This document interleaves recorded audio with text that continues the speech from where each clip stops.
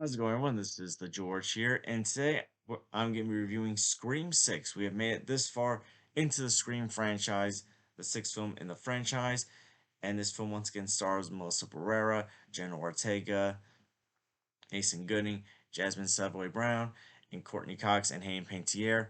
And in this film, our core four from the previous film, Samantha, Tara, and the Meek twins, have gone away from Woodsboro to go to New York City to go into college. Samantha's trying to keep a close eye on Tara after what's happened.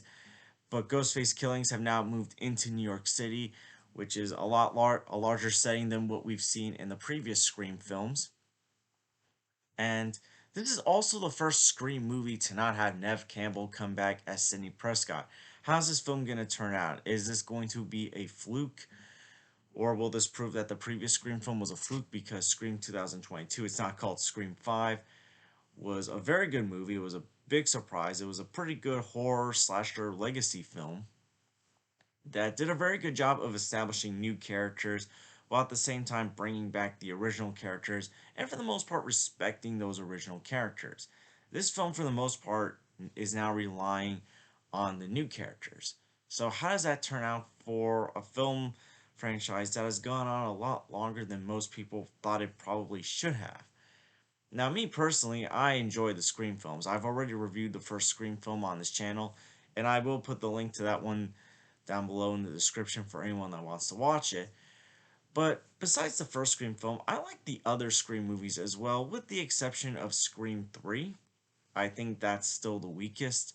But even that film, compared to other slasher sequels from other franchises like Friday the 13th, Halloween, and Nightmare on Elm Street, is still a lot better than most of those sequels in those movies. So if Scream 3 is your weakest film in your slasher film franchise, you're definitely doing a very good job of keeping this franchise relevant because this movie was very good in my opinion. Now, I'm going to be honest, I don't know which one I still prefer more, Scream 2022 or Scream 6. I feel like I need to rewatch the last Scream film to get it fresh in my mind again to figure out which one I prefer more. But I did enjoy this one a lot. Was a Scream movie that for the most part did some unique things. Like they did promise that the killings were going to be more vicious, and they are. They definitely live up to the hype. The cold opening, every Scream film has like that opening where like something happens involving the new Ghostface, and they definitely did something different and unique, and I enjoyed it. I like what they did with that. I like that they also took advantage of the New York City setting. This is a bigger setting. This isn't in a small town or a college campus or even a film studio or Hollywood. This is happening in a big city, and they are taking advantage of a lot of things. They're taking advantage of using the subway system. They're taking advantage of these like larger buildings. The ladder scene that has been shown in the trailers where they're like trying to like escape Ghostface with the ladder. Like that is very intense and different from what we've seen in previous Scream films. The subway scene, even though like you kind of have an idea how it might play out, it still feels very intense because you don't know what's going to happen. And also, this film takes place on Halloween, so there are people running around wearing Ghostface masks. You don't know what's going to happen. Who could the suspect be? And the mystery aspect for the first two acts, I thought was very strong and interesting, because something happens where you think it's this character that could be Ghostface, but then something happens where it's like, oh wait, maybe that character isn't. So like they do different things where it's like they're playing with your minds and you really have no idea who the suspect could be. Now, the cast for the most part, the cast was very good in this film. Melissa Barrera and Jenna Ortega. This isn't basically now their film franchise. They are now the new main characters. Melissa Barrera as Samantha. She does a very good job in this film. And you still see her dealing with the fact that she is the daughter of Billy Loomis. And Skeet Ulrich also returns in her head for like a few moments. Um, he looks. I mean, obviously he is a lot older, but like in the previous film, I felt like they did a very good job of trying to make him look as young as he did back in the original Scream film. Here, he definitely looks a lot older when he's like in Samantha's like mind. But still, I like that they're still exploring that aspect, and also she's also dealing with the fact that her boyfriend in the last Scream film. Spoiler alert, if you haven't seen Scream 2022, it's been out for over a year. But spoiler alert, her boyfriend was also the Ghostface killer in that film. Jenna Ortega, she's also did a very good job in this film. And obviously, this film is without Sidney Prescott as Nev Campbell, like I said before. And for the most part, I feel like, and again, she deserves to get paid a lot more than apparently what she was offered. Nev Campbell got screwed over. She deserves a lot better because she's very important to the Scream franchise. She's one of my favorite movie characters. At the same time, though, with how this film played out and how it's focused, it feels like this film didn't really need Sidney Prescott, even if things did work out between her and the studio. Because for example, while I like seeing Courtney Cox return as Gail Weathers, nice to have one of the originals return. It felt like they didn't know what to do with Gail in this film. At times, it was like, oh, Gail's up to the same things that she was criticized for in previous films, and it's like they didn't really do anything new with her character. Hayden Panettiere's Kirby. Now that was very interesting to see. I think because at first when they first announced that she was returning, while I was excited because I liked her character in Scream 4, at the same time it felt like are they just bringing her back because they couldn't get Nev Campbell to return as Sidney Prescott? But what they did with Kirby in this film, I thought was also very interesting, and I like how they kind of explore how she dealt with her experience with Ghostface in Scream 4. So I like that they explored that, showing a character that did survive that wasn't from the original and how they dealt with it. So I like what they did there. The Meeks twins, I also felt like they got better development. The new characters that were established in Scream 5 that survived, that are now in Scream 6, they did a lot better, having these characters bond, develop chemistry with one another. So like they definitely improved in this film a lot, and they basically did what I feel like the Star Wars sequel trilogy failed to do, which was basically do a smooth passing of the torch to these new characters, making these new characters bond, feel connected, and they feel like characters that can now carry this franchise. I mean, I'm not saying there's always a good chance if they do make more Scream films that things could work out between the studio. Nev Campbell and Sidney could return in Scream 7 or Scream 8. Same thing with like Courtney Cox and like Hayden Panettiere. But like if these are like the new focus characters, like the new main characters, they do a very good job of establishing these characters well.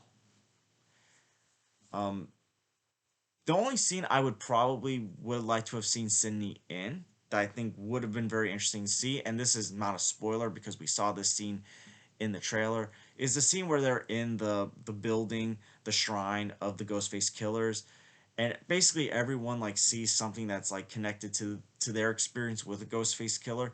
I would love to have seen like Sydney's reaction, like having her in that room with all these characters. But outside of that, it felt like they did a very good job of having a Scream movie without Sidney Prescott. Now, my other issue with the film, despite them feel like they don't really know what to do with Gale Weathers, is the third act. So I've basically been saying how, for the most part, the first two acts, this Scream film feels different, feels unique. The killings feel different. The opening feels different. The way they handle like who could be this, who is this Ghostface killer? Like why wasn't this person around? But then they show up when another Ghostface killing happens. I feel like they handle that very well. They've handled the New York City setting well. The third act, when the Ghostface killer or killers, I'm not gonna say how many there are. You have to watch the movie to figure out.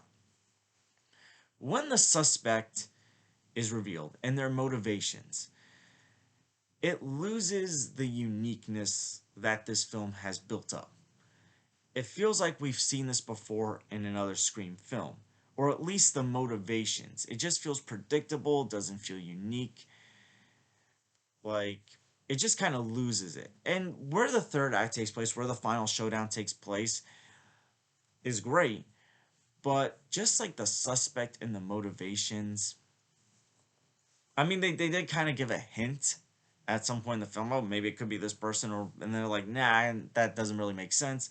I thought that was interesting, but just the motivation behind why they are going after our core characters. just feels cookie cutter. And this Scream movie, up until that point, was avoiding being a cookie cutter Scream film. And I still like this movie a lot. That's why I'm kind of conflicted on which one I prefer more, Scream 5 or Scream 6. But one thing Scream 5 did a lot better was the suspects and their motivations. In here, it just feels like something we've already seen before. And for a Scream movie that was doing everything else differently and doing those different things very well, it felt like they kind of played it safe with the suspect and the motivations. And it kind of took me out of the film for a little bit. Also, and this is kind of a Scream film franchise problem, not just a problem with this film. Some of the killings and stabbings in this film, well, the stabbings probably should have killed some of these characters, but yet the character survives. Now, that's a Scream franchise problem that's happened in other films, including the original Scream film, which is still one of my all time favorite movies, one of my top 40 favorite films. I love that movie.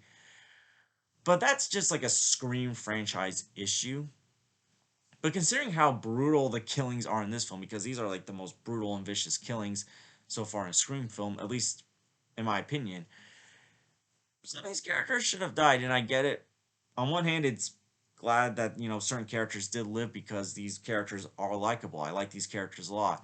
At the same time, though, I always felt like the Scream franchise as a whole, despite at times having these stabbings that probably should have killed these characters, but these characters have lived, I always felt like has always been more realistic compared to other slasher films. So it kind of takes away, but that's just like a Scream franchise problem, in my opinion. Not just a problem with Scream 6, a problem that I've seen in all the Scream movies that come before it, even when Wes Craven was directing these movies. But overall, despite, the few problems I do have with this film, the predictable motivations of the suspect, I still had a really good time with this film. And I'm glad that this franchise turned things around. I mean, I did like Scream 4, but it wasn't that memorable. It was definitely cookie cutter. Scream 5 and Scream 6 have brought this franchise back. It's basically avoided making the same mistakes that other, not just horror franchises, but other franchises that are considered legacy sequels, that have legacy characters and are also passing the torch to new characters. It's avoiding making the same mistakes that some of these other franchises have done. And I like that it's doing that. And they're even self aware at times that that could be a problem with other franchises. But overall, with Scream 6, I'm going to give this film a B. Plus. I had a great time with this film. Like I said, I don't know which one I prefer more, Scream 5 or Scream 6. I probably have to go back and rewatch Scream 5. I do plan on reviewing all the other Scream movies that I haven't reviewed eventually. But yeah, what are your thoughts on Scream 6? Did you love it? Did you hate it? What's your favorite Scream movie? To me, it's still the original Scream. Let me know in the comments down below, and I want to thank you guys for watching. Please like and subscribe already if you haven't. Please share this with someone that loves the Scream movies, that wants to see this Scream movie. And I hope to see you guys real soon. Take care, everyone.